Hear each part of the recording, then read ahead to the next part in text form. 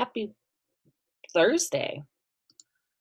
All right, we're going to go ahead and get started today on covering Hamlet. I'm not going to do this one in multiple segments because the whole unit is just on Hamlet.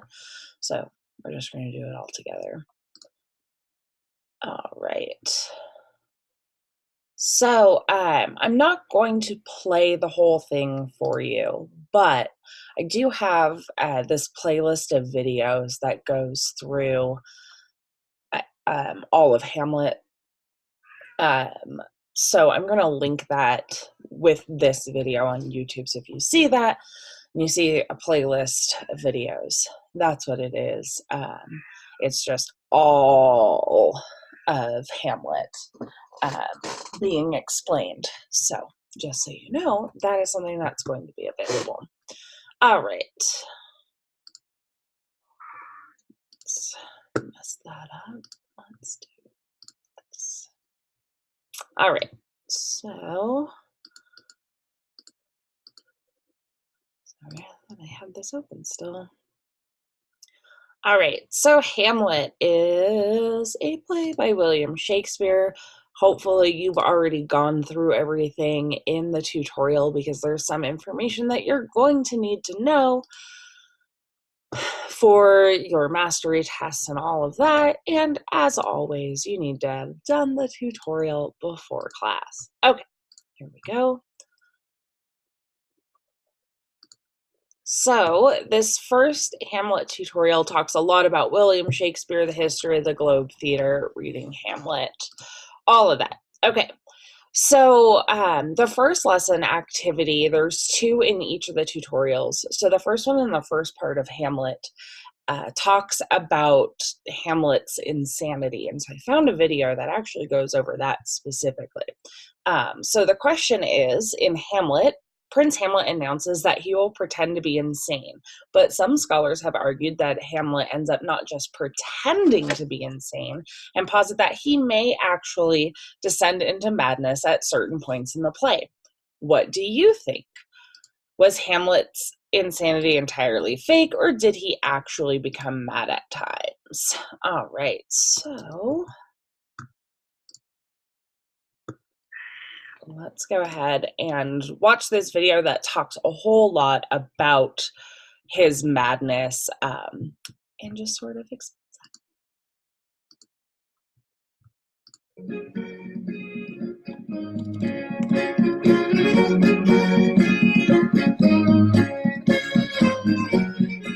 It was late in the evening.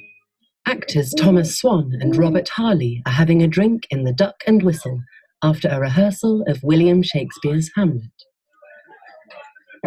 Here you are, Mr. Robert, Mr. Thomas, 2 more ales.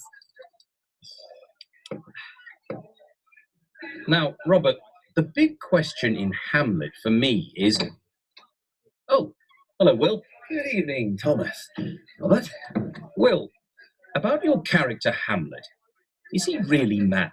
Good evening, Mr. Will. Oh, he's a tricky fellow, that Hamlet. really the way I see it, Mr. Thomas, is he's not really mad. He wants to find out who killed his father, and he thinks if he pretends to be mad, the killer will stop hiding the truth from him. Isn't that right, Mr. Will? Indeed it is, Bess.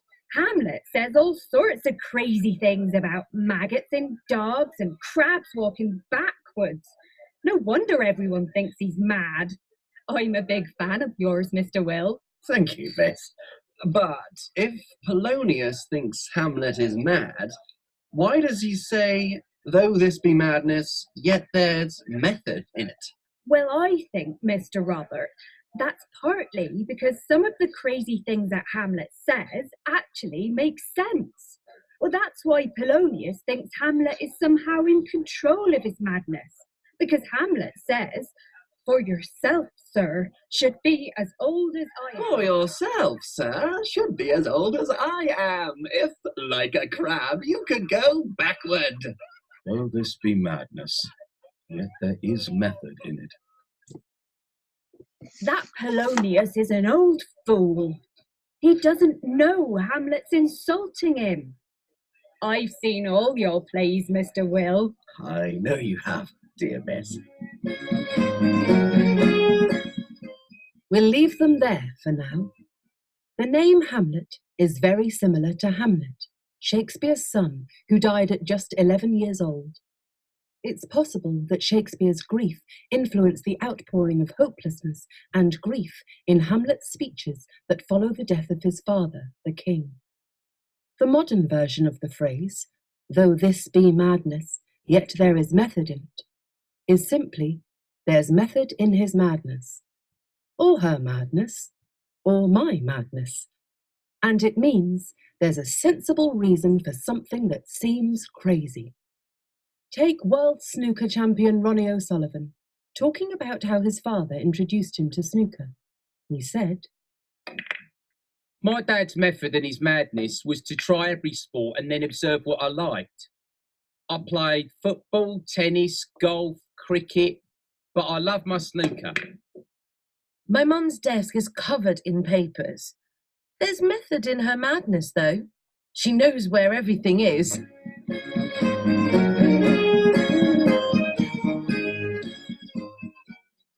So Hamlet isn't mad. He's just pretending. That's right, exactly. This is one crazy plot. Mr. Will knows what he's doing. Believe me.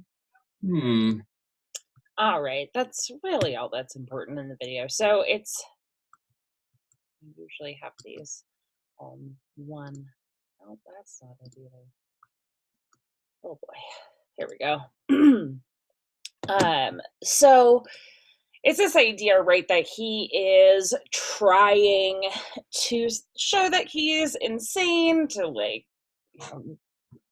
get this sympathy or whatever it is that he's trying to get. But there's also a lot of really traumatic stuff that happens to Hamlet throughout the play. So it is entirely possible that to some extent his insanity is not faked. Okay. I think it comes up in one of the other videos later too. Actually, let's talk about this, and then I should have played like the summary of the whole thing video, so I'll do that after we talk about soliloquies and monologues. Okay, so the next lesson activity in this first tutorial is on soliloquies and monologues. So what's the difference between a soliloquy and a monologue? What's the purpose of a soliloquy? Is a soliloquy always a truth or representation of a character's thoughts? Literally all of these questions are answered for you right here. So please make sure that you just get your answers directly from this page that is linked to you. It explains what the difference between the two of them are. It answers if it's always truthful. It explains what the purpose is. All of the answers are right there for you. Okay, and then if we get down to question 4, read the to be or not to be soliloquy spoken by Hamlet in Act 3, Scene 1 of Shakespeare's play. What may have been Shakespeare's purpose behind this soliloquy? Okay, so what we're going to do is I'm going to play in the background a video of Kenneth Branagh doing just this part. And then I'm going to have the text on screen for you to look at. I'm going to make it a little bit smaller so everything fits on the page. Okay, so I'm going to go ahead and do that.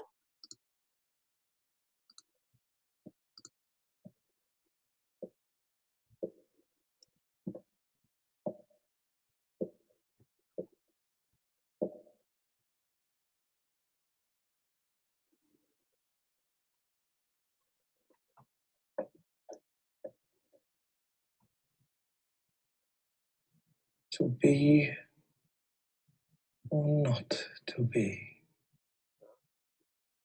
That is the question. Whether 'tis nobler in the mind to suffer the slings and arrows of outrageous fortune, or to take arms against a sea of troubles, and by opposing end them, to die, to sleep, no more, and by a sleep to say we end the heartache and the 1,000 natural shocks that flesh is heir to. 'Tis a consummation devoutly to be wished. To die, to sleep, perchance to dream. Aye, there's the rub.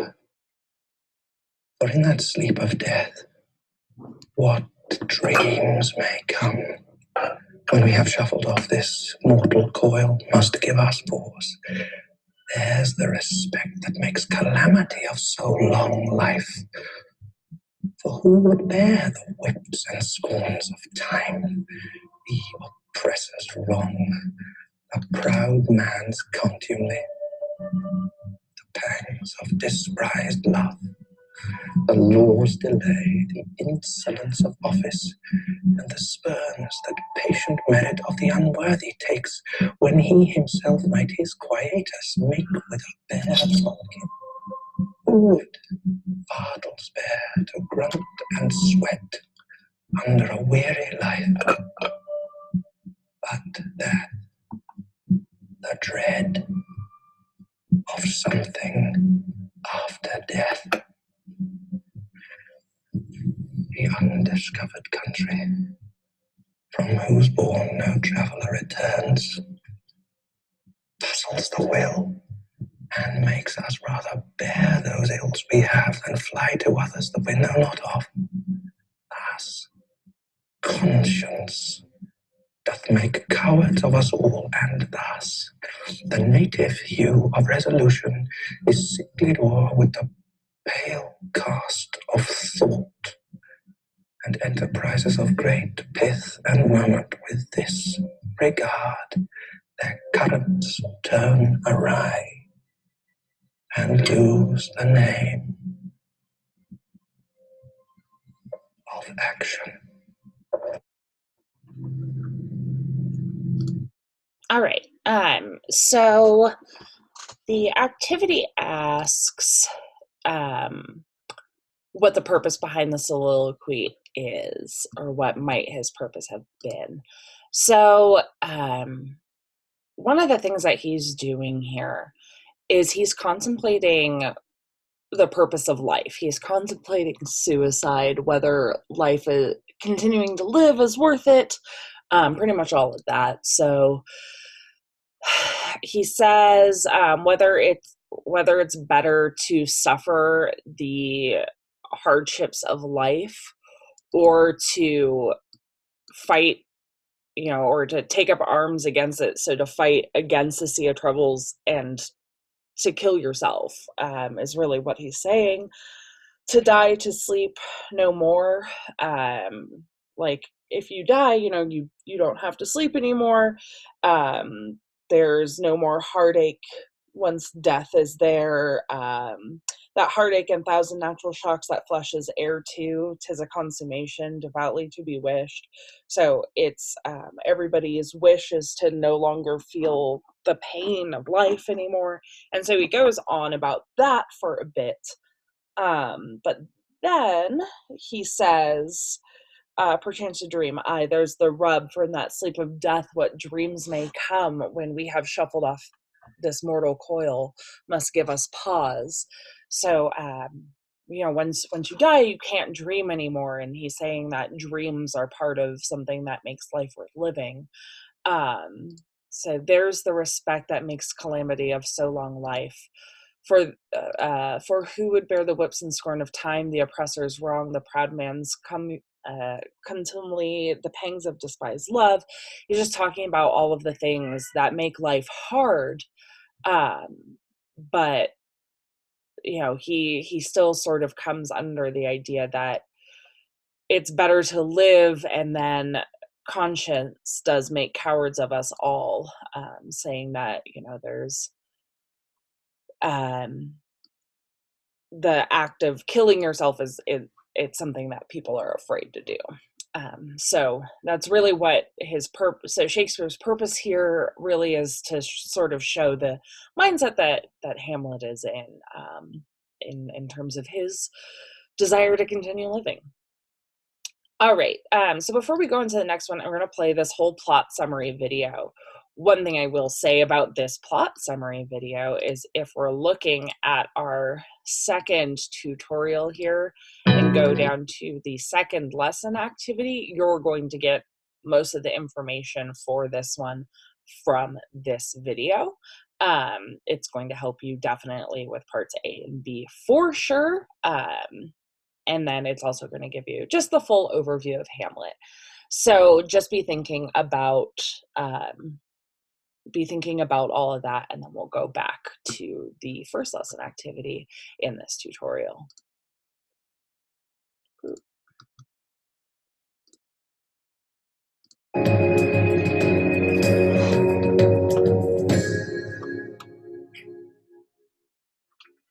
The introduction to Hamlet, like many of Shakespeare's plays, is an immediate immersion into. I mean, really, like it's actually even got the plot diagram and stuff. So take note if you're watching this, and then go ahead and put that into your lesson activity.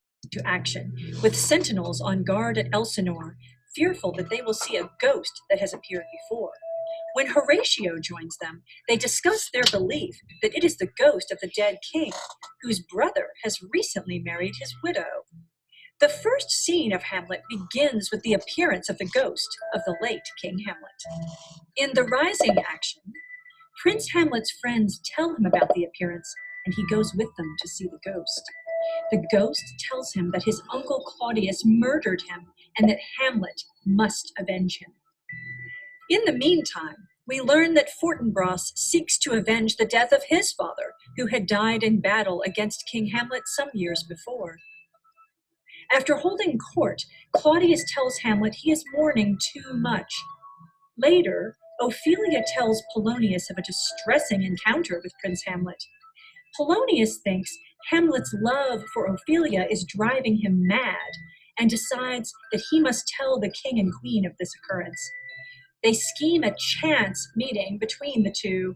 When Hamlet and Ophelia meet, Hamlet tells her that he never loved her, leaving her distraught. Claudius and Gertrude decide they need to send Hamlet to England. Hamlet then sets up a play depicting Claudius murdering his father. While watching Hamlet's play, Claudius falls into a mad frenzy. On his way to speak with his mother after the play, Hamlet finds Claudius and nearly kills him. He hesitates because he thinks Claudius is praying. During the climax, he goes to speak with his mother, and during their argument, kills Polonius, who was spying on them from behind a tapestry. Claudius, now paranoid, sends Hamlet to England with a death warrant. In the meantime, it is discovered that Ophelia has committed suicide. After being captured by pirates, Hamlet plots his way back to Denmark and has Horatio meet him there.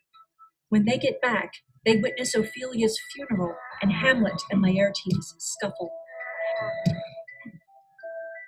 During the falling action, Claudius and Laertes decide to plot Hamlet's murder at a fencing match, poisoning the sword and the wine. At the fencing match, Claudius pours poison into Hamlet's cup, but Hamlet does not drink from it. During the match, Hamlet strikes Laertes twice, and Gertrude drinks to Hamlet's health, unknowingly drinking the poisoned wine. As she dies, Laertes reveals to Hamlet that both of them have also been poisoned by the foil in Hamlet's hands. Laertes reveals the plot to everyone, proclaiming that the king is to blame. Enraged, Hamlet kills Claudius, stabbing him and forcing him to drink the poisoned wine. In the resolution, after everyone dies, young Fortinbras returns from Poland. Horatio tells him what has happened, and Fortinbras claims that Hamlet deserves a military funeral. All right, sorry, I don't know why my cat has decided that right now is the time that she wants all of this attention. All right, so like I said, that one's got it like lined out for you. Let's see. Okay. Let's go back. look at that. Okay, blah, blah, blah. So, yes, fill in the major elements.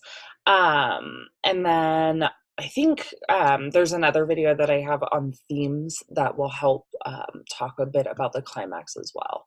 But if we go back here, oh, nope, that's what we're doing it. Okay, so I'm going to show a video about the characters in Hamlet.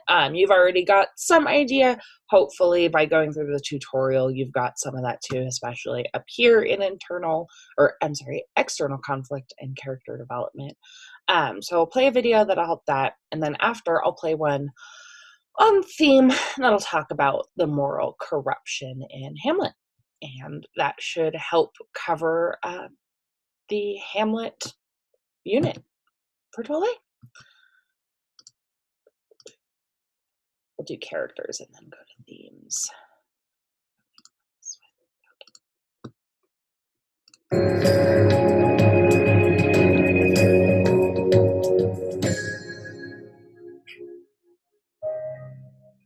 Let's meet some of the characters from Hamlet. The title character is the 30-year-old Prince of Denmark, an only child. Hamlet is a gentle, deep-thinking, loving, and loyal man. He is not only intelligent, but also quick-witted, appreciative of his standing, and self-aware.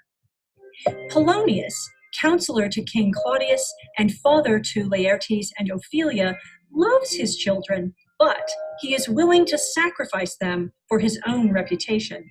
He is scheming and conniving, often to promote his reputation at the expense of others.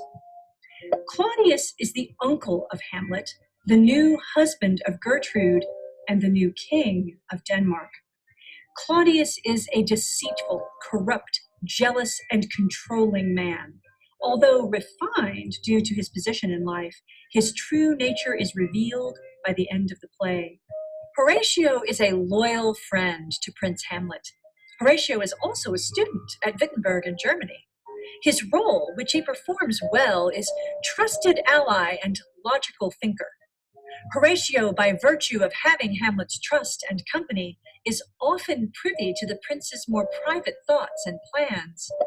Through Horatio, Shakespeare often gives the audience insight into Hamlet, too. Laertes is adventurous but obedient. He's a young man eager to begin his life. Laertes' name comes from Homer's The Odyssey. He has lived in France, and therefore he understands royal etiquette. Laertes is the gentle, loving older brother to Ophelia. Ophelia is the daughter of Polonius and sister of Laertes. She is also Hamlet's love interest. She is a young, bright, and gentle woman, comfortable even with those above her in rank, and she is devoted to Hamlet. Gertrude, Hamlet's mother, is the widow to old King Hamlet and wife of the current king, Claudius. A central quality of Gertrude's character is that she loves her son. And finally, the ghost. The ghost is the spirit of Hamlet's father, who has recently been murdered by his own brother, Claudius. The ghost tells Hamlet to avenge his death. He proves to be a benevolent ghost, not a demon. All right. Oh, cool. This is the next one.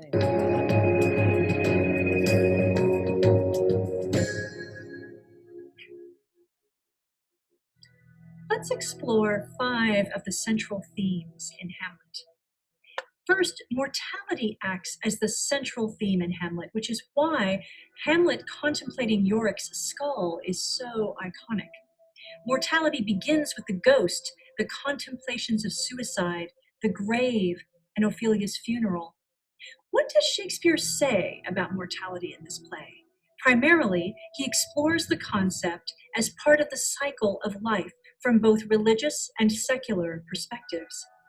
Second is truth versus deception, also expressed as reality versus appearance. This is prevalent in Hamlet and plays out in major ways, such as the deceitful way in which Claudius comes to power in the first place, as well as in smaller ways, like Polonius's willingness to spread terrible rumors about Laertes to investigate his own son's behavior. The play presents many characters who thrive on deceit and the situations that evolve out of it. Every scene and act contains examples of truth versus deceit. The presence of the ghost as a witness to the truth or as a figment of Hamlet's imagination. The presence of Rosencrantz and Guildenstern and their true spy mission in Elsinore. And finally, Hamlet putting on an antic disposition. Thought versus action is very significant in this play, as a life of action is a theme woven throughout Hamlet. Although Hamlet himself seems like a man of thought through much of the play, by the end, he finds the balance between the two. This suggests that Shakespeare's final idea on the topic is that the best approach to life strikes a balance between thought and action. From the outset, both Laertes and Fortinbras are foils for Hamlet. While Hamlet is depicted as a man of thought, the other two are depicted as men of action. In terms of madness, one could argue that Hamlet, Ophelia, and perhaps even Claudius have gone mad over the course of the play, which goes hand in hand with truth versus deception, because the audience doesn't know if Hamlet has actually gone mad or if it is feigned. Finally, revenge, the catalyst to many of the events in the play. Several of the main characters seek revenge, such as the ghost, Fortinbras, Laertes, and Hamlet.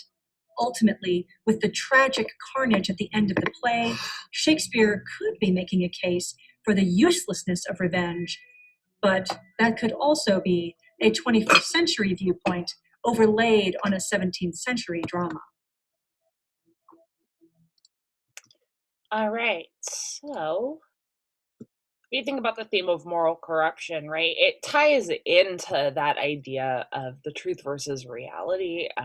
It's the idea of all these people lying, and who kills who. The idea is just the whole thing, is really just an idea of moral corruption. So hopefully you got everything that you needed to be able to fill all of this out, and you found this explanation useful. I highly recommend watching the full playlist of videos that I have linked with this on Hamlet so that you can really understand the play more in depth. Have a good one.